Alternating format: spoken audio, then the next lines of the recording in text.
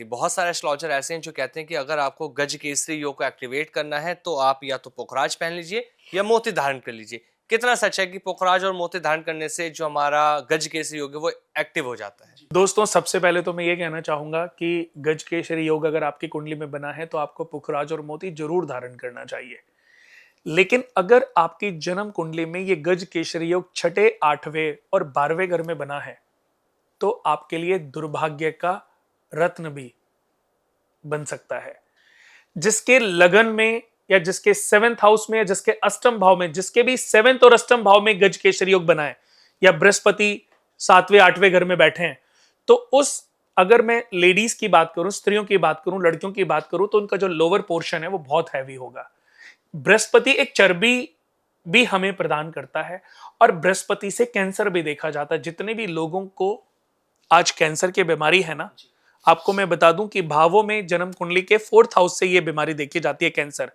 लेकिन अगर ग्रहों की बात करूं तो जुपिटर से ये बीमारी देखी जाती है।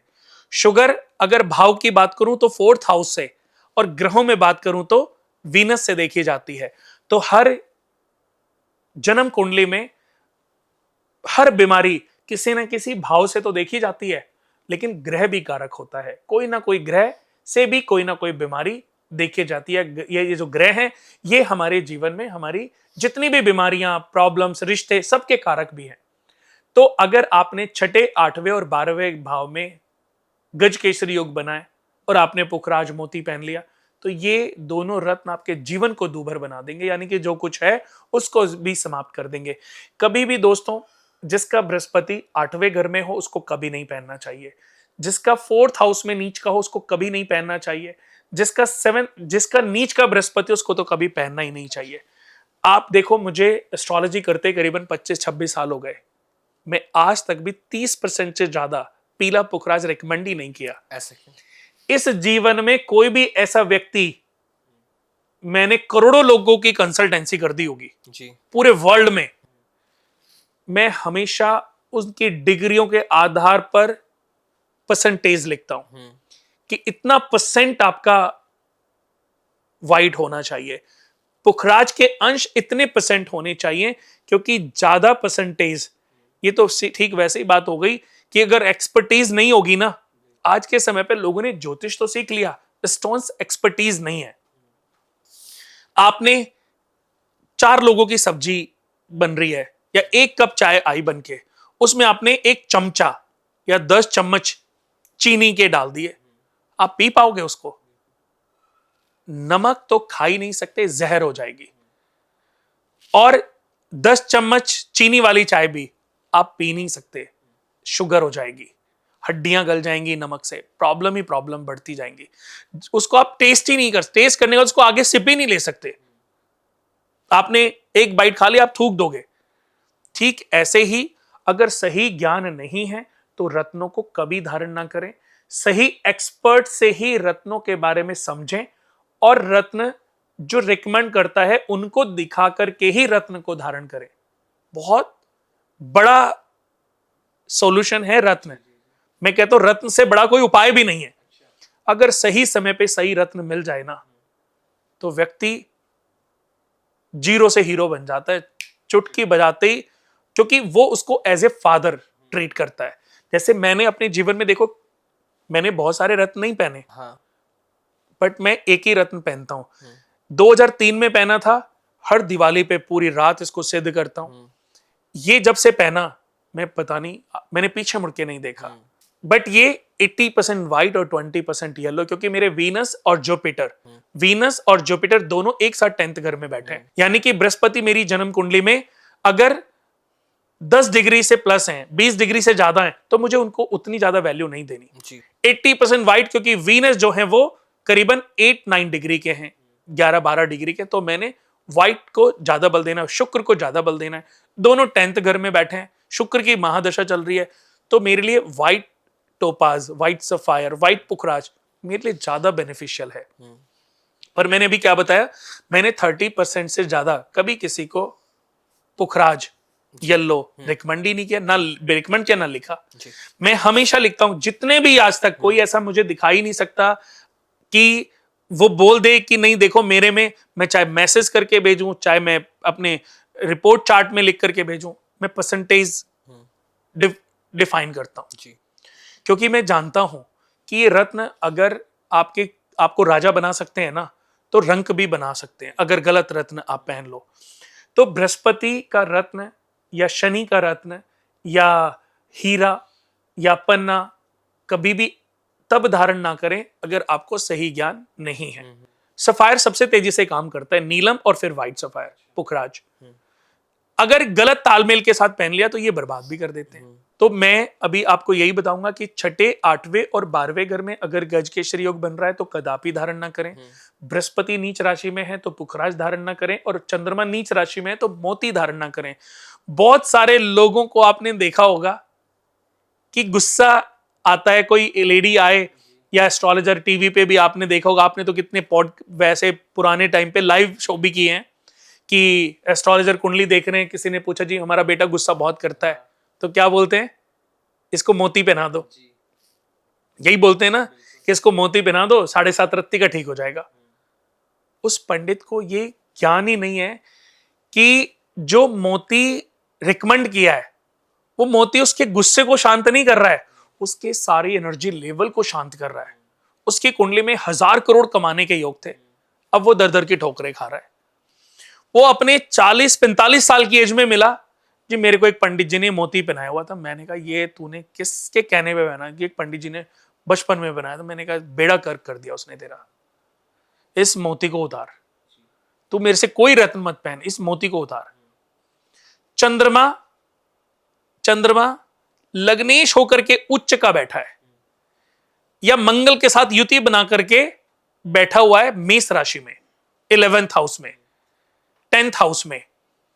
अब चंद्रमा मोती पहन के वो तो शांत हो गया, उसकी तो पूरी बॉडी शांत हो गई, और जो उसका गुस्सा था वही तो उसकी एनर्जी थी। उसी एनर्जी को लेकर के तो उसको इस दुनिया पर राज करना था। कहां तो एक तरफ 1000 करोड़ के योग, और कहां अब उसने अपने लिए नौकरी, आज 20-30-50 हजार की नौकरी के लिए भी वो स्ट्रगल कर रहा है। मैंने कहा, उसने बोला तो आप मुझे बताओ मैं कौन सा रत्न पहनूंगा। मैंने कहा अभी नहीं पहनाऊंगा तुम्हें, पहले मेरे कहने पे ये मोती उतारो और उसके बाद मेरे पास 3 से 6 महीने के बीच आना।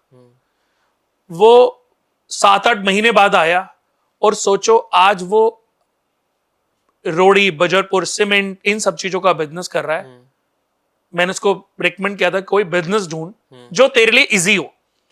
उसने ठेकेदारी भी शुरू कर दी, उसने इन सब चीजों का बिजनेस भी शुरू कर दिया। और मैं कह रहा हूं कि आज वो छोटे एरिया में रहता है, जैसे छोटा टाउन है उसका, वहां पर भी रह करके वो 5-7 लाख रुपए, 10 लाख रुपए महीने के कमा रहा है। और क्या चाहिए? बिल्कुल। अब वो कहता है कि मुझे अब बताओ रत्न। तब मैंने उसको साथ में मूंगा पहनाया। उसने बोला कि तब क्यों नहीं पहनाया आपने मुझे ये स्टोन? मैंने कहा अगर तब पहनाता तुझे ये कभी पता नहीं चलता कि जिस मोती को तूने पहना वही तेरी सबसे बड़ी प्रॉब्लम थी। तेरी प्रॉब्लम कोई रत्न पहनना नहीं थी, तेरी प्रॉब्लम थी कि तूने गलत गाइडेंस के साथ ये रत्न पहन लिया।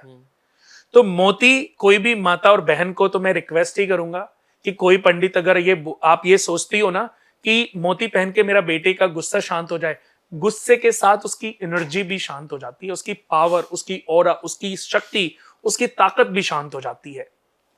एक छोटा बच्चा, 4-5 साल का बच्चा, वो बहुत एनर्जेटिक होता है, तोड़ फोड़ करता है, ये सब बहुत सारी चीजें। तो माँ को लगता है बहुत गुस्सा है, बहुत गुस्सा है, इसको क्या करूं? अर्ध चंद्रमा में खाड़ी का अर्ध चंद्रमा, इसको मोती का पेंडेंट पहना दिया। वो बच्चा शांत हो गया, गुमसुम रहने लगा, तारे जमीन के पिक्चर की तरह बिल्कुल शांत हो गया। अब माँ और पंडितों के पास जा रही है, पंडित को भी पता नहीं कि उसने गलती क्या करी है। तो कभी कभी हम आधी अधूरी पंडितों को, एस्ट्रोलॉजर को मिलके जो ज्ञान ले लेते हैं ना दोस्तों, वो भी हमारे लिए मुसीबत का कारण बन जाती है। और ये कभी पता ही नहीं चल पाता कि हमसे गलती क्या हुई है। तो आधा चंद्रमा और सूर्य पुराने समय में माताएं अपने बच्चों को पहना के रखती थी। वो पहनाना या तो चंद्रमा पहनाओ या सूर्य पहनाओ, वो ठीक है, लेकिन मोती बिना सोचे समझे धारण ना कराएं। कभी कभी आपके बच्चे की जो ओरा है वो शांत हो जाती है और वो बच्चा कभी अपग्रेड ही नहीं हो पाता, सुस्त होकर रह जाता है। आपको एक्टिव बच्चा चाहिए। उसको डायरेक्शन आप नहीं दे पा रहे हो, वो तोड़फोड़ कर रहा है क्योंकि उसके अंदर एनर्जी है, उस एनर्जी को डायरेक्शन देनी है, उसको गेम में डालो। फुटबॉल खिलाओ उसको, 1 घंटे फुटबॉल खिलाने लेके जाओ, क्रिकेट खिलाओ, बैडमिंटन खिलाओ, ऐसी चीजें खिलाओ, उसको दौड़ाओ, अपने साथ लेके जाओ। जितना वो पार्क में, फील्ड में अपनी जो भी मेहनत करेगा उसमें उसकी एनर्जी दिशा लेगी। कहते हैं ना, स्टार्टिंग से ही बच्चे के अंदर कुछ गुण होते हैं, अगर उसको वो डायरेक्शन दे दी। जैसे एक उदाहरण, एक इलेक्ट्रिशियन जब आपके घर में आता है तो मीटर पे वो पूरी बिजली का जो ट्रांसफार्मर से बिजली का जो एक पाइप होता है वो आपके मीटर पे लाके छोड़ देता है, और उस मीटर से हर जगह के लिए अलग अलग वायर लेके जाता है, क्योंकि एक ही परसेंटेज पर बिजली हर चीज के लिए ओके नहीं है। एसी के लिए कितनी चाहिए, बल्ब के लिए कितनी चाहिए, एलईडी के लिए कितनी चाहिए, वो कौन डिसाइड करता है? इलेक्ट्रिशियन। क्योंकि हमें नॉलेज नहीं है, हमें नॉलेज होती तो हम कर लेते, लेकिन वो डिसाइड करता है। तो जिस तरीके से जिसको जितनी ताकत चाहिए, जितनी बिजली चाहिए, वो उतनी बिजली को डिवाइड करता है।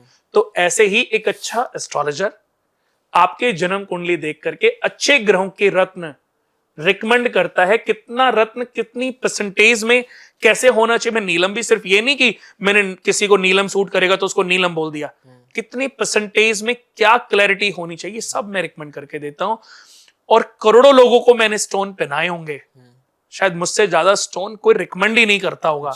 और मैं चैलेंज करना शायद थोड़ा गलत हो जाएगा कि मैं, मेरे से अच्छा स्टोन रिकमेंडेशन इस धरती पे कोई कर नहीं सकता, ये शायद ज्यादा हो जाएगा, क्योंकि चैलेंज नहीं करना चाहिए।